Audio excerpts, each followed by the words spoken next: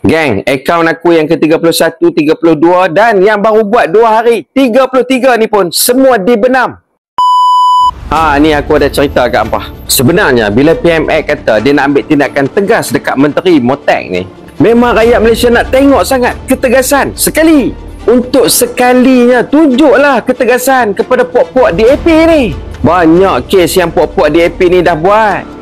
Yang terbaru ni, hidangan arak dalam majlis rasmi kerajaan yang terang-terang melanggar perkeliling kerajaan. Isu lelongan arak dalam kawasan sekolah. Isu ambil derma daripada syarikat arak dalam kawasan sekolah. DAP juga masuk campur garis panduan umat Islam untuk menghadiri ritual agama lain. Dia pula nak tentukan boleh ke tak boleh. Insiden kat Putra Hayat hampa lupa dah. Mana kontraktor tu?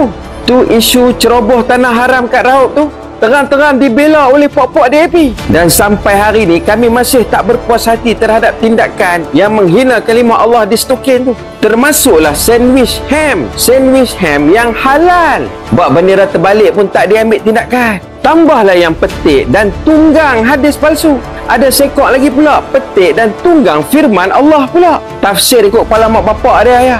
Jangan lupa dekat akta URA, gang. DAP lah dalang dia. Lepas tu naik tiraf pula Kampung Baru Cina sebagai tapak warisan UNESCO. Jangan lupa Duta Tuhan ajak orang ramai ke gereja. Siap ajak masuk Pikuil pula. Weh, my kios yang tersadai banyak-banyak tu apa cerita dah? Tak termasuk dengan tender direct nego. Direct nego sana, direct nego sini. Puak-puak DAP banyak lagi lah. Puak-puak DAP ni dah buat onak sepanjang mereka naik selama hampir 3 tahun.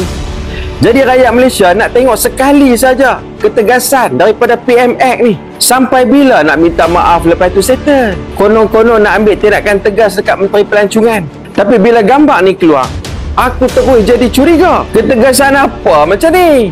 Takkan takut dekat DAP yang dominan dalam kerajaan lah ni 40 kerusi, baru 40 kerusi. Awak takut tak boleh jadi PM dah? Takut kes-kes rasuah salah laku berjalan balik? So please PMX, rakyat Malaysia menantikan tindakan tegas daripada seorang PM yang berbangsa Melayu dan beragama Islam. Jadi buat masa ni, akaun atas nama aku tak ada Satu benda je yang aku faham, gang.